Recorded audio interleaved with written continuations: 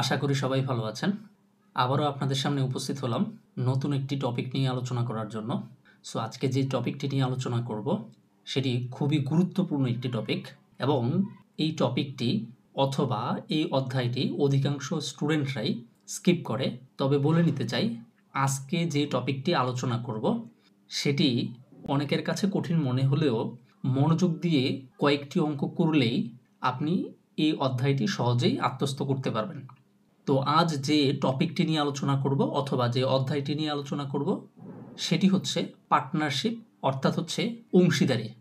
So আমরা এই partnership নিয়ে আজকে আলোচনা করব। আপনারা এই পার্টনারশিপ অধ্যায়টি পাবেন যদি আপনি ম্যানেজমেন্ট ডিপার্টমেন্টের হয়ে থাকেন, তাহলে আপনি পাচ্ছেন ফার্স্ট ইয়ারে কোন বিষয়ে, প্রিন্সিপালস অফ অ্যাকাউন্টিং নামে যে বিষয়টি আছে সেই বিষয়ের মধ্যে পাবেন। সেই বিষয়ের চ্যাপ্টার কত? 10, অর্থাৎ 10ম অধ্যায়ে আপনি এই পার্টনারশিপ অধ্যায়টি পাবেন। আর যদি আপনি অ্যাকাউন্টিং ডিপার্টমেন্টের হয়ে থাকেন তাহলে আপনি এই পার্টনারশিপটা পাবেন সেকেন্ড ইয়ারে। কোন সাবজেক্টের মধ্যে পাবেন? সেটা হচ্ছে ইন্টারমিডিয়েট অ্যাকাউন্টিং যে সাবজেক্টটি আছে আপনি সেখানে পাবেন। এই ইন্টারমিডিয়েট অ্যাকাউন্টিং সাবজেক্টের চ্যাপ্টার 6-এ এই পার্টনারশিপের অঙ্কগুলো পাবেন। সো আজ আমরা এই পার্টনারশিপের যে বেসিক বিষয়গুলো আছে সেগুলো পুঙ্খানুপুঙ্খভাবে আলোচনা করব। একবারে সহজভাবে কিভাবে আমরা এই অঙ্কগুলা করব, সো সেই নিয়মগুলা বা প্রসেসটা আমরা আজকে জানব। সো এই পার্টনারশিপ যে অধ্যায়টা আছে সেটার মোট 4টা পার্ট হয়। আপনারা হয়তো দেখে থাকতে পারেন আপনাদের যে বই আছে সে বইয়ের সামনে যে সূচিপত্র থাকে সেই সূচিপত্রে যদি আপনি গিয়ে খেয়াল করেন তাহলে দেখবেন এই পার্টনারশিপ যে অধ্যায়টি আছে সেটার 4টা অংশ বা 4টা অধ্যায় বা 4টা ভাগে দেয়া আছে। সো আমরা এখানে কিন্তু আজকে 3টা লিখেছি। আরেকটা যেটা সেই অধ্যায়টার নাম এক এক বইতে এক একটা দেয়া আছে, বেসিক ফিচার নামে ওই অংশটা পেতে পারেন। ঠিক আছে, বেসিক ফিচার অথবা জেনারেল প্রিন্সিপাল হিসেবে পেতে পারেন। কি হিসেবে পেতে পারেন? General principal. আচ্ছা, এই জেনারেল প্রিন্সিপালে কোন অঙ্কগুলো করতে হয়? আমরা ইন্টারমিডিয়েটে অংশীদারের যেই অঙ্কগুলো করেছিলাম সেগুলোই কিন্তু হচ্ছে জেনারেল প্রিন্সিপালসের মধ্যে পড়ে। সো এই জেনারেল প্রিন্সিপালসের যে অঙ্কগুলো সেগুলো সাধারণত আমাদের অনার্সে আসে না। ঠিক আছে, আচ্ছা এই জেনারেল প্রিন্সিপাল মানে কি ছিল একটু বলে নিই। ফর এক্সাম্পল, আমরা এই এক্স ওয়াই, এই এক্স ওয়াই দুইজন বন্ধু একটা অংশীদারি ব্যবসায় চালু করলাম বা একটা অংশীদারি ব্যবসা করতেছি। সো এই যে ব্যবসাটা আমরা রান করছি, রান করার ফলে প্রতি বছরেই আমাদেরকে এখানে কি করতে হবে? কিছু হিসাব নিকাশ করতে হবে। যেই হিসাব নিকাশগুলো আমরা ইন্টারমিডিয়েটে করেছিলাম, আশা করি আপনাদের মনে আছে। এটা কয় নাম্বারটা ছিল? প্রথম পার্ট ছিল। হ্যাঁ, আপনি বইটাতে গেলেই দেখবেন প্রথম পার্টে এটা এক এক বইতে এক একভাবে দেওয়া আছে। সম্ভবত ম্যানেজমেন্টের বইতে দেওয়া আছে জেনারেল প্রিন্সিপালস। আর যদি আপনি ইন্টারমিডিয়েট অ্যাকাউন্টিং বইটাতে যান তাহলে আপনি পাবেন বেসিক ফিচার হিসেবে। এই অংশটার নাম হবে বেসিক ফিচার। যাই হোক, সো এই অঙ্কটা সাধারণত আসে না। সবচেয়ে বেশি যেই অঙ্কগুলো আসে সেটা হচ্ছে admission of new partner. Admission of new partner মানে কি? পূর্বে এক্স এবং ওয়াই এই দুইজন ব্যবসা শুরু করেছিল। তো তারা হয়তো 1 বছর 2 বছর 3 বছর কি করেছিল? ব্যবসা করেছিল। সো ব্যবসা করার পরে তারা ভাবলো আমাদের ব্যবসাটা একটু কি করা দরকার? বড় করা দরকার। সো বড় করতে হলে আমাদেরকে কি করতে হবে? অর্থ সংগ্রহ করতে হবে। তো তারা দেখলো তাদের নিজেদের কাছে কি নাই? কোনো অর্থ নাই। তো তাদের তৃতীয় আরেকজন বন্ধু আছে যার নাম হচ্ছে কি? জেড। তো এই জেড এর সাথে তারা কথা বললো যে আমরা তো ব্যবসা করতেছি, এখন তুমি যদি চাও আমাদের এই ব্যবসায় কি করতে পারো? যুক্ত হতে পারো। সো এই জেড যখন যুক্ত হবে সে অবশ্যই কিছু মূলধন নিয়ে ব্যবসায় আসবে। এই যে প্রথমে দুইজন ব্যবসা শুরু করলো এবং পরবর্তীতে নতুন করে আরও একজন অংশীদার ব্যবসায় কি করা হলো? যুক্ত করা হলো। এটাকেই বেসিক্যালি বলা হচ্ছে এডমিশন অফ নিউ পার্টনার, মানে হচ্ছে নতুন অংশীদারের আগমন। নতুন অংশীদারের কি? আগমন। এবং এই যে অঙ্কটা এটাই বেশি পরীক্ষায় আসে। আরেকটা কি? আরেকটা পার্ট হচ্ছে রিটায়ারমেন্টের একটা পার্ট। এখান থেকেও অঙ্ক তেমন আসে না যদিও, তারপর আমরা একটু দেখে নেব সম্ভব হলে। এই রিটায়ারমেন্টের ব্যাপারটা হচ্ছে যে এক্স ওয়াই জেড ব্যবসা যখন করতেছে কোনো এক অংশীদার বলবে না আমি এতদিন পর্যন্ত তোমাদের সাথে ব্যবসা করছি বা এই ব্যবসার সাথে ছিলাম, আমি এখন আর ব্যবসায় থাকতে চাচ্ছি না, আমি এখন এই ব্যবসা থেকে চলে যেতে চাচ্ছি। সো ধরেন ওয়াই বলল আমি আর কি করবো না, আমি আর ব্যবসা করবো না, আমি এখন অবসরে চলে যাব। তাইলে এই যে এখান থেকে একজন চলে যাচ্ছে এটাকেই বলা হচ্ছে রিটায়ারমেন্ট অথবা কি অবসর, রিটায়ারমেন্ট বা বাংলায় বলতে পারি যে একজন অংশীদার কোথায় চলে গেছে, অবসরে চলে গেছে, এই একটা অংশ। তাহলে অংশ কয়টা হইল? প্রথমে হচ্ছে জেনারেল প্রিন্সিপালসটা, যেটা নাকি আমরা ইন্টারমিডিয়েটে করেছিলাম। XYZ তিনজন অংশীদার ব্যবসা শুরু করছে, অথবা XY দুইজন অংশীদার ব্যবসা শুরু করছে, এটা ছিল জেনারেল প্রিন্সিপালস অথবা বেসিক ফিচারের মধ্যে পড়ে এই পার্টটার নাম। দ্বিতীয় পার্ট কি পেলাম আমরা? Admission of new partner. তৃতীয় যে পার্ট পাবো বা অংশ পাবো সেটা হচ্ছে রিটায়ারমেন্ট, যে তিনজন থেকে একজন চলে যাবে, অবসরে চলে যাবে। আরেকটা হচ্ছে লিকুইডেশন। লিকুইডেশনের বাংলা হচ্ছে অবসায়ন। অবসায়ন মানে হচ্ছে যে এখানে যতজন অংশীদার ছিল প্রত্যেকেই সিদ্ধান্ত নিছে যে আর ব্যবসা করবে না। যখন ব্যবসা করবে না তখন ব্যবসাকে গুটিয়ে ফেলতে হবে, মানে ব্যবসা কি হয়ে যাবে? বিলুপ্ত হয়ে যাবে। এই বিলুপ্ত হওয়াটাকেই এখানে কি বলা হয়েছে? অবসায়ন। আর এই অবসায়নকে ইংরেজিতে কি বলা হচ্ছে? লিকুইডেশন। এই লিকুইডেশনের আরেকটা ইংরেজি নাম হয়, আরেকটা ইংরেজি কি নাম হয়? এটাকে বলা হয় ডিসসলিউশন। কি শোন? ডিসসলিউশন। এই ডিসসলিউশনের বাংলাও কিন্তু কি? অবসায়ন। অবসায়ন মিন্স ব্যবসা এখন কি ফেলবে? গুটিয়ে ফেলবে বা ব্যবসাকে বিলুপ্ত করা হবে। ঠিক আছে, ওকে। সো আমরা এই পার্টনারশিপের তাহলে কয়টা অংশ দেখলাম বা কয়টা পার্ট দেখলাম? 4টা পার্ট। আচ্ছা, এই 4টা পার্টের এই 2টা পার্ট মানে হচ্ছে এডমিশন অফ নিউ পার্টনার এবং রিটায়ারমেন্ট, এই দুইটাকে আবার বলা হয় অংশীদারি ব্যবসায়ের কাঠামো পরিবর্তন। আবার বলছি, এডমিশন অফ নিউ পার্টনার এবং রিটায়ারমেন্ট, এই দুইটাকেই বেসিক্যালি কি বলা যেতে পারে?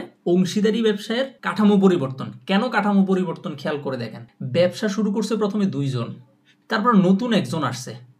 এই আসার ফলে ব্যবসায়ের যে কাঠামো ছিল সেটা কিছুটা কি হয়েছে? পরিবর্তন হয়েছে। আবার দেখেন, 3 জন ব্যবসা করতেছে অনেকদিন ধরে, একজন কোথায় চলে গেল? রিটায়ারমেন্টে চলে গেল বা অবসরে চলে গেল। এখন দেখেন XYZ থেকে যখন Y চলে যাবে তখন আবার কে থাকবে? X এবং কি থাকবে? Z থাকবে। তাহলে এখানেও ব্যবসায়ের কাঠামোর কি হচ্ছে? পরিবর্তন হচ্ছে। কিন্তু আপনি বইতে যদি যান তাহলে দেখবেন শুধুমাত্র এই এডমিশন অফ নিউ পার্টনার এটাকে শুধু বলা হয়েছে কি? অংশীদারি ব্যবসায়ের কাঠামোর পরিবর্তন। কিন্তু আসলে অংশীদারি ব্যবসায়ের কাঠামোর পরিবর্তন শুধুমাত্র এডমিশন অফ নিউ পার্টনারেই হয় না, কোনো পার্টনারের রিটায়ারমেন্টেও কি হইতে পারে বা কি হয়? ব্যবসায়ের কাঠামোর পরিবর্তন হয়। Okay fine. তাহলে আমরা বুঝে নিলাম যে পার্টনারশিপে কয়ভাবে অঙ্ক হতে পারে বা কয়ভাবে অঙ্ক সম্ভব, এটা আমরা দেখে নিলাম। এখন আমরা আলোচনার গভীরে ঢুকবো। হ্যাঁ, সো আমাদের যেহেতু ওই যে প্রথম পার্টটা তেমন পরীক্ষায় আসে না, আমরা সেটা নিয়ে আমরা আর আলোচনা না করি। ঠিক আছে, আমরা তাহলে প্রথমে কাকে নিয়ে আলোচনা করব?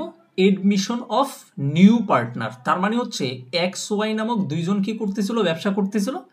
হঠাৎ করে তারা সিদ্ধান্ত নিল তৃতীয় আরেকজন ব্যক্তিকে পার্টনার হিসেবে নেবে, জেডকে পার্টনার হিসেবে নেবে। তাহলে প্রথমে 2 জন ছিল, এখন কি হয়ে যাবে? 3 জন হবে। সো 3 জন যেহেতু হবে তার মানে হচ্ছে কি? নিউ পার্টনারের আগমন হচ্ছে। এই জন্য আমরা এখন প্রথমে কাকে নিয়ে আলোচনা করব? এডমিশন, অর্থাৎ অংশীদারের কি? আগমন। অবশ্যই এখানে নতুন অংশীদার হবে। হ্যাঁ, নতুন অংশীদারের আগমন। সো আমরা যখন এই এডমিশন নিয়ে কথা বলবো তখন এডমিশনের অঙ্কটা কিভাবে করতে হয়, তার নিয়ম কি, তার প্রসেস কি, সেই প্রসেস সম্পর্কে এখন আমরা বিস্তারিত জানব। এডমিশনের প্রসেস নিয়ে কথা বলার আগে বলবো আমরা এই এডমিশন অফ নিউ পার্টনার অথবা নতুন অংশীদারের আগমন, এই অঙ্কগুলো 2টা নিয়মে করা যায়, 2টা প্রসেসে করা যায়। প্রথম প্রসেস হচ্ছে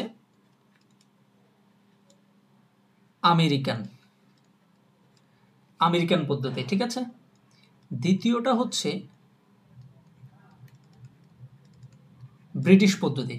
তাহলে এই নতুন অংশীদারের যে আগমন, এই নতুন অংশীদারের আগমনের অঙ্কগুলো আমরা 2টা নিয়মে করতে পারি। একটা হচ্ছে আমেরিকান পদ্ধতি, একটা হচ্ছে কি? ব্রিটিশ পদ্ধতি। তবে আমাদের পরীক্ষায় ব্রিটিশ পদ্ধতিতে আসে। এই আমেরিকান পদ্ধতিকে আবার কি বলা হয়? USA। আর ব্রিটিশ পদ্ধতিকে বলা যায় UK। ঠিক আছে, সো আমরা এখন যে প্রসেসটা নিয়ে আলোচনা করব সেই প্রসেসটা কোন প্রসেস? ব্রিটিশ প্রসেস বা ব্রিটিশ মেথড বলতে পারি বা ব্রিটিশ পদ্ধতি বলতে পারি। ঠিক আছে, সো আমরা এখন এই ব্রিটিশ পদ্ধতির বিস্তারিত আলোচনা করব। আপনি এই পার্টনারশিপের যখন এডমিশনের অঙ্ক করবেন বা অংশীদারের আগমনের অঙ্ক করবেন তখন আপনাকে 3টা জিনিস করতে হবে। প্রথম যেটা করতে হবে সেটা হচ্ছে আপনাকে অবশ্যই জার্নাল করতে হবে। জার্নাল মানে কি ছিল? জাবেদা। তারপরে আপনাকে যেটা করতে হবে, জার্নাল থেকে লেজার বা খতিয়ানে রূপান্তর করতে হবে বা স্থানান্তর করতে হবে। কি করতে হবে? আপনি যে জাবেদাগুলো করছেন সেই জাবেদাগুলোকে কোথায় ট্রান্সফার করতে হবে? খতিয়ানে, লেজারে। এখন লেজার যখন করবেন, কয়টা লেজার করবেন সেটা আপনাকে জানতে হবে। লেজার মোট 3টা করতে হবে। প্রথমটা হচ্ছে রিভ্যালুয়েশন। এখন প্রশ্ন হচ্ছে রিভ্যালুয়েশন মানে কি? রিভ্যালুয়েশনের মানে হচ্ছে পুনঃমূল্যায়ন। কি মূল্যায়ন? পুনঃমূল্যায়ন। ওকে, পুনঃমূল্যায়ন মানেটা কি? ধরেন আপনার সম্পদ, যখন আপনারা দুইজন এক্স এবং ওয়াই ব্যবসা করতেছিলেন, তখন ধরেন সম্পদ আপনার কত টাকার ছিল? প্রথমের দিকে ধরেন আপনার 50,000 টাকার কি ছিল? সম্পদ ছিল। এখন যখন আপনি জেডকে অংশীদার হিসেবে নেবেন, তখন এই সম্পদের পরিমাণ বেড়ে 70,000 হয়ে গেছে। হয় না? কখনো কখনো সম্পদের দাম বেড়ে যায়, হয়তো ক্রয় করছেন, কখনো কখনো দেখা যায় যে আপনি কোথাও ইনভেস্ট করছেন, কোথাও শেয়ার কিনছেন বা সিকিউরিটি কিনছেন, সেই সিকিউরিটিস অথবা সেই যে শেয়ারগুলো ছিল সেই শেয়ারগুলোর দাম বেড়ে গেছে অথবা কমে গেছে। তখন আপনার কি হবে? হয়তো সম্পদ বাড়বে, নয়তো কমবে। তাহলে এখন খেয়াল করে দেখেন, সম্পদ 50,000 ছিল, সেই সম্পদ কত হয়ে গেছে? 70,000। এই যে এখানে সম্পদ বাড়লো নাকি কমলো, এখানে যে গণনাটা করা হইলো, এখানে খেয়াল করে দেখেন 20,000 টাকার সম্পদ কি হয়েছে? বেড়ে গেছে। হ্যাঁ, ধরেন সময়ের শুরুতে কি হইলো? 50,000 ছিল, কিন্তু যখন আপনি জেডকে অংশীদার হিসেবে ব্যবসায় নতুন করে নিচ্ছেন, তখন সেই সম্পদ কত হয়ে গেল? 70,000। তাহলে এই যে গণনা করলাম যে 20,000 টাকার সম্পদ বেড়ে গেছে, এই যে গণনা করা বা এই যে মূল্যায়ন করা, এটাকেই কি বলা হয়? রিভ্যালুয়েশন অথবা পুনঃমূল্যায়ন। ঠিক আছে? এটা শুধু যে সম্পদের হবে এমন না, দায়েরও আমাকে কি করতে হবে? পুনঃমূল্যায়ন করতে হবে। আমরা যখন অঙ্কে যাব তখন আমরা দেখব কার কার মূল্যায়ন করা হয়। তবে এখানে বলে রাখলাম, রিভ্যালুয়েশন মানে হচ্ছে পুনঃমূল্যায়ন, আর পুনঃমূল্যায়ন মানে হচ্ছে সম্পদ বা দায় কত টাকার বাড়ছে অথবা কমছে, এইটার যে গণনা, সেই গণনাই হচ্ছে কি? পুনঃমূল্যায়ন। আশা করি বুঝতে পেরেছেন। তারপরে যে খতিয়ানটা করতে হবে সেটাকে বলা হয় পার্টনার্স ক্যাপিটাল অ্যাকাউন্ট। বাংলাটা কি হবে? অংশীদারদের মূলধনের হিসাব।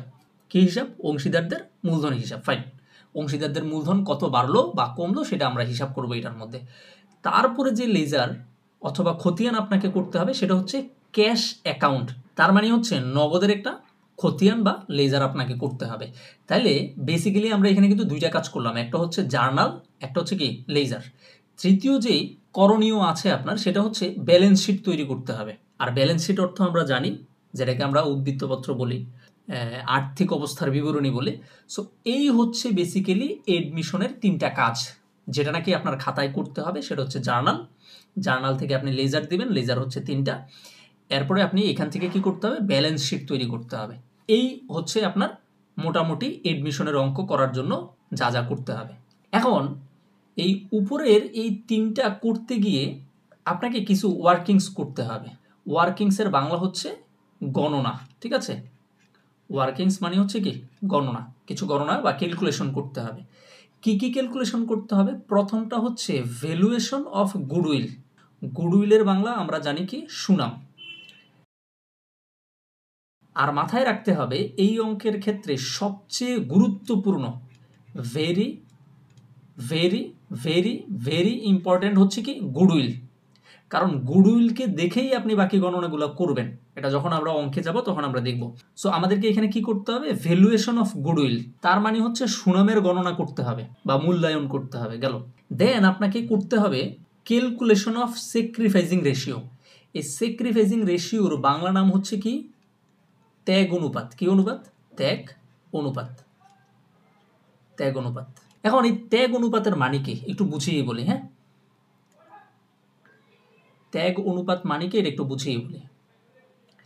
ত্যাগ অনুপাতের মানে হলো, খেয়াল করে দেখেন, ধরেন এখানে একটা রুটি ছিল। কি ছিল? একটা রুটি। এই রুটিটা প্রথমে যখন আমরা ব্যবসা শুরু করছিলাম, কে কে শুরু করছি? এক্স এবং কে? ওয়াই। তাহলে এখানে কয়জন অংশীদার ছিল? 2জন। এখন ধরেন এই 2জন অংশীদার, রুটি আছে কয়টা? একটা। তাহলে এই একটা রুটি কয়জনে ভাগ করে নিত? 2জনে। ধরে নিলাম আমরা তারা 50-50 ভাগ করে নিত। তাহলে এই হচ্ছে রুটি।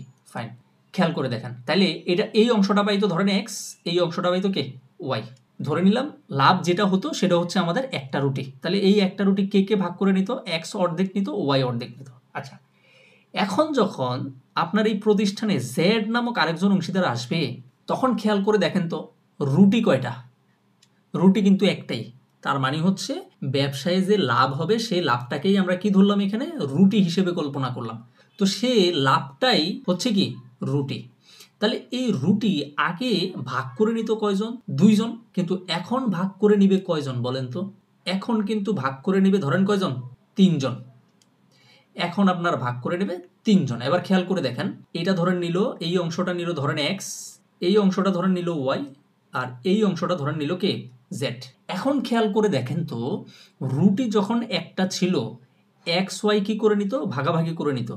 তাহলে যখন 2 জন ভাগ করে নিত, তখন কি তাদের অংশে বেশি পড়তো না? লাভটা কি তারা বেশি নিতে পারতো না? উত্তর হচ্ছে হ্যাঁ, লাভ তারা বেশি নিতে পারতো। কিন্তু যখন নতুন করে একজন অংশীদার আনা হলো, তখন খেয়াল করে দেখেন অর্ধেক অর্ধেক যে টাকা বা যে লাভটা পেত, এখন কিন্তু সেটা আর 2 ভাগ হচ্ছে না। কয় ভাগ হয়ে যাচ্ছে? 3 ভাগ হচ্ছে। তার মানে হচ্ছে লাভের অংশ আগে 2 জন পাইতো, এখন একই লাভের অংশ কয়জন পাবে? 3 জন। তাহলে খেয়াল করে দেখেন এক্স ওয়াই আগে যা পেত, যেই হারে পেত, ফর এক্সাম্পল এখানে সে ধরেন 1 ভাগ পেত, সে এখানে 1 ভাগ পেত। ক্লিয়ার? ধরেন এখানে 10 টাকা লাভ হইতো, সেই 10 টাকার 1 ভাগ সে নিত, 1 ভাগ সে নিত। তাহলে 5 টাকা 5 টাকা করে নিত। এখন খেয়াল করে দেখেন যদি 10 টাকা লাভ হয়, এখন কিন্তু তারা 1 ভাগ 1 ভাগ করে নিতে পারবে না। কেন? কারণ 1 ভাগ 1 ভাগ করে নিলে এ 5 টাকা নিয়ে যাবে, এ 5 টাকা নিয়ে যাবে। তাহলে এর জন্য তো কিছু থাকবে না।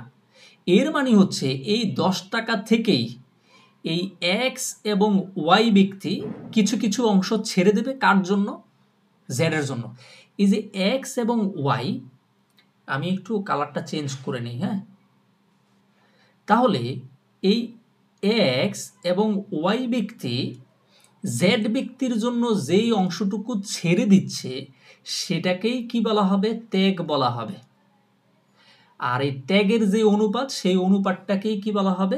ত্যাগ অনুপাত। আশা করি বুঝতে পেরেছেন। ফাইন। তাইলে আমরা স্যাক্রিফাইসিং রেশিও মানে হচ্ছে ত্যাগ অনুপাত, এটা আমরা বুঝে নিলাম। ঠিক আছে? তাহলে এটা হলো কি অনুপাত? ত্যাগ অনুপাত। এরপরে যে ক্যালকুলেশনটা করতে হবে সেটা হচ্ছে calculation of new ratio. New ratio মানে হচ্ছে নতুন অনুপাত। কি অনুপাত? নতুন অনুপাত। দেখেন এক্স এবং ওয়াই যখন ব্যবসা করতেছিল, তখন ধরেন তাদের 2 অনুপাত 2 অনুপাত অথবা 1 অনুপাত 1 অনুপাত ছিল, এরকম একটা ধরে নেন। এখন যখন এক্স ওয়াই জেড একজন নতুন আসবে, তখন কিন্তু তারা তাদের কিছু কিছু অংশ ছেড়ে দেবে। কার জন্য? জেডের জন্য। যেটা নাকি একটু আগে দেখলাম যে স্যাক্রিফাইসিং রেশিও কিভাবে বের করতে হয়। তারা যতটুকু এক্স এবং ওয়াই যতটুকু অংশ জেডের জন্য ছেড়ে দেবে, সেটাকেই আমরা এখানে স্যাক্রিফাইসিং রেশিও বলতেছি। সো তারা যেটা ছাড়বে সেটা হচ্ছে স্যাক্রিফাইসিং রেশিও। কিন্তু এই স্যাক্রিফাইসিং রেশিওর পরেও তাদের নতুন একটা রেশিও বের হবে। সেটা এরকমও হইতে পারে 1 1 2, এমনও হইতে পারে। তাইলে এই নতুন রেশিও আমাদেরকে বের করে নিতে হবে। কিভাবে বের করব এটা আমরা পরে অঙ্ক করার সময় দেখব যে কিভাবে বের করা যায়। এরপরে হচ্ছে ক্যালকুলেশন অফ ওল্ড রেশিও। সাধারণত ওল্ড রেশিও দেয়া থাকে অঙ্কে। যেমন এখানে আমরা বললাম যে এক্স এবং ওয়াই যখন ব্যবসা শুরু করছে, অবশ্যই তখন তাদের একটা কি ছিল? রেশিও ছিল। সো সাধারণত ওল্ড রেশিও দেয়া থাকে, না দেয়া থাকলে আমরা বের করে নেব। ঠিক আছে? ওল্ড রেশিও মানে হচ্ছে পুরাতন রেশিও। কি রেশিও? পুরাতন রেশিও বা অনুপাত। সো এই হচ্ছে আমাদের এডমিশনের অঙ্কের করণীয় অথবা প্রসেস বা প্রক্রিয়া। এখন যেটা আলোচনা করলাম সেটা তো হচ্ছে মানে কি কি করতে হবে। এখন আমরা যেটা আলোচনা করব, এই কি কি যে করব, কি কি যে করব মানে কি? আমি যে জার্নাল, লেজার, ব্যালেন্স শিট করব, এই 3টা জিনিস যে করব, কিভাবে করব, এটা আমরা এখন জানব। কিভাবে করব। ঠিক আছে? কিভাবে করব এটা আমরা জানব। তাহলে আশা করি এই পর্যন্ত বোঝা গেল যে আমাদের পার্টনারশিপ যে অধ্যায়টা আছে, সে অধ্যায়ের কয়টা পার্ট আছে এবং সেই পার্টগুলোর মধ্যে সবচেয়ে গুরুত্বপূর্ণ পার্ট কোনটা, সেটা নিয়ে আমরা আলোচনা করেছি। সো আজকে এই পর্যন্তই। আমরা এই করণীয়গুলা কিভাবে করতে হয় সেটা আমরা পরবর্তী ভিডিওতে দেখব। ঠিক আছে? সো অবশ্যই এই ভিডিওটাও দেখবেন এবং পরবর্তী যে ভিডিওগুলো দেবো আমরা এই অধ্যায়ের, সেগুলো একটু মনোযোগ দিয়ে দেখবেন। আশা করি আমাদের এই ক্লাসগুলো করলে আপনার এই অধ্যায়ের ভীতি দূর হয়ে যাবে এবং নিজে নিজে অঙ্ক করতে পারবেন। ঠিক আছে? সো আজ এই পর্যন্তই, পরবর্তী ভিডিওতে দেখা হচ্ছে। ততক্ষণ পর্যন্ত সবাই সুস্থ থাকেন, ভালো থাকেন। ধন্যবাদ।